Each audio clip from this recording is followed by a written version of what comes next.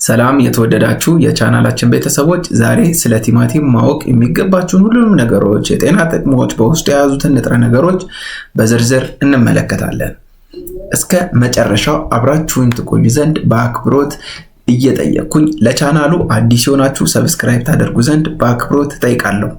በየሳምንቱ አዳዲስ ቪዲዮ ስንለቅ እንዲደርሳችሁ የደወል ምልክቷን መጫናችሁን እንዳትረሱ።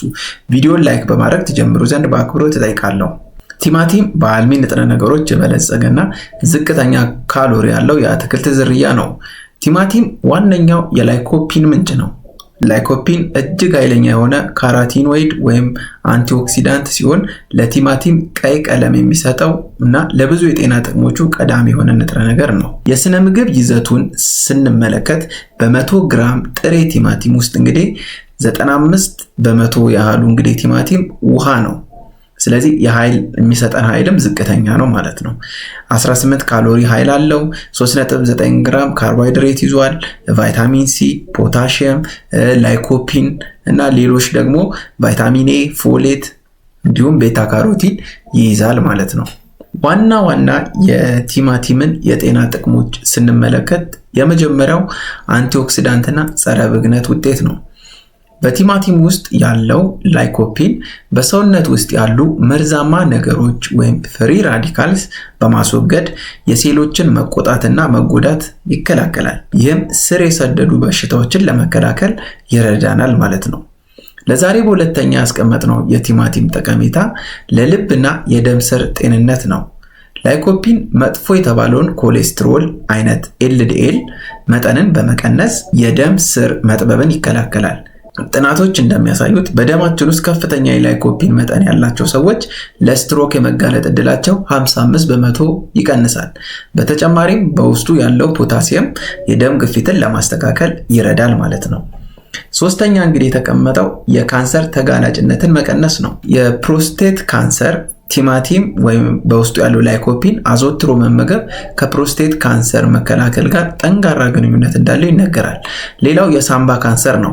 በደም ውስጥ ያለው የላይኮፒን መጠን መጨመር ከሳምባ ካንሰር የመሞት ዕድልን በ35% እንደሚቀንስ ብዙ ጥናቶች አመልክተዋል።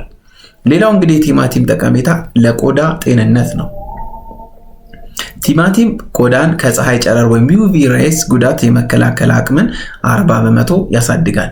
ሌላው እንግዲህ የቲማቲም ጠቀሜታ ለስኳር ህመምተኞች ነው። ቲማቲም የደም ስኳር የመጨመር አቅሙ ወይም ግላይሴሚክ ኢንዴክሱ በጣም ዝቅተኛ ነው። 23 ነው እንግዲህ የቲማቲም የግላይሴሚክ ኢንዴክሱን ስናይ፣ ይህ ማለት ቲማቲም ከተመገቡ በኋላ በደም ውስጥ ያለው የስኳር መጠን በድንገት አይጨምርም።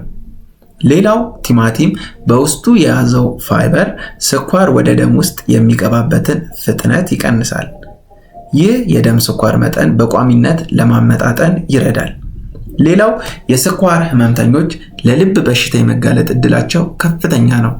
በቲማቲም ውስጥ የሚገኘው ላይኮፒን መጥፎ ኮሌስትሮልን በመቀነስና የደም ግፊትን በማስተካከል የልብ ጤንነትን ይጠብቃል። የስኳር ህመም በሰውነት ውስጥ ኦክሲዴቲቭ ስትረስ እንዲፈጠር ያደርጋል።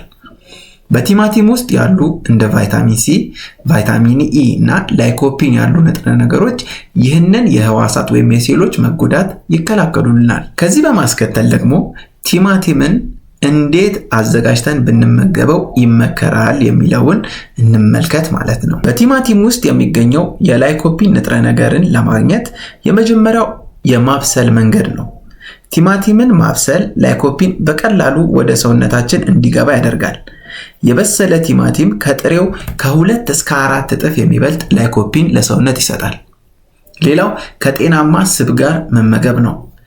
ቲማቲምን እንደ ወይራ ዘይት ካሉ ጤናማ ቅባቶች ጋር ማብሰል የላይኮፒን የመመጠጥ ወይም አብዞርቤሽን ሁኔታን በከፍተኛ ሁኔታ ይጨምራል ማለት ነው።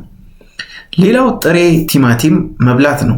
ለቫይታሚን ሲ እና ለፋይበር ፍላጎት ሲባል ደግሞ ቲማቲምን በጥሬው በሰላጣ መልክ መመገብም ተገቢ ነው ማለት ነው። እንግዲህ እንደ ምክር ለተሻለ ውጤት ቲማቲምን በጥሬውም ሆነ በበሰለ መልክ በተለይም ከጤናማ ዘይት ጋር አቀላቅሎ መጠቀም ይመከራል። እንግዲህ ከላይ ጀምሮ እስካሁን እንግዲህ የቲማቲምን የጤና ጥቅሞች በዝርዝር በውስጡ ምን እንዳለ አይተናል።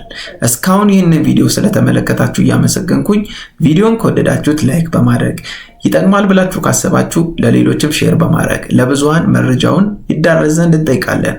ሐሳብ አስተያየት ካላችሁ ቢሻሻል ቢጨመር ቢሰራልን የምትሉትን ነገሮች ኮሜንት ላይ አሳውቁን። ዘወትር በየሳምንቱ አዳዲስ ቪዲዮ ስንለቅ እንዲደርሳችሁ የደውል ምልክቷን መጫናችሁን እንዳትረሱ። በሌላ አስተማሪ ቪዲዮ እስከምንገናኝ መልካም ጊዜ